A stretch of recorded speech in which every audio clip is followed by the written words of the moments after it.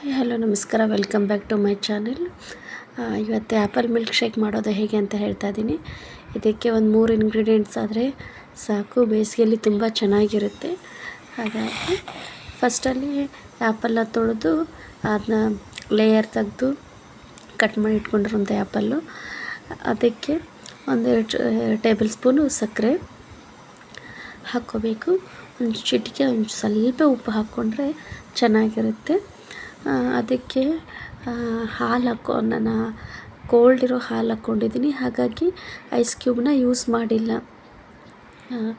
ಹಾಲೇ ತುಂಬ ಕೋಲ್ಡ್ ಇದ್ವಲ್ಲ, ಹಾಗಾಗಿ cold milk ಹಾಕ್ಕೊಂಡಿದ್ದೀನಿ.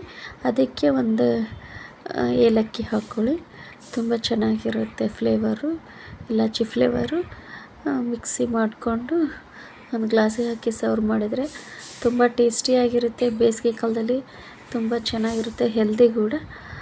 ಹಾಗಾಗಿ ನೀವು ಒಂದ್ಸಲ ಟ್ರೈ ಮಾಡಿ ನೋಡಿ ಹೇಗಿದೆ ಅಂತ ಹೇಳಿ. ಇದಕ್ಕೆ ಬಾದಾಮು ಕೂಡ ಕಟ್ ಮಾಡ್ಕೊಂಡು ಹಾಕ್ಕೋಬೋದು. ಪಿಸ್ತಾ ಬಾದಾಮು ಹಾಕ್ಕೊಂಡ್ರೆ ಇನ್ನೂ ಚೆನ್ನಾಗಿರುತ್ತೆ. Thank you.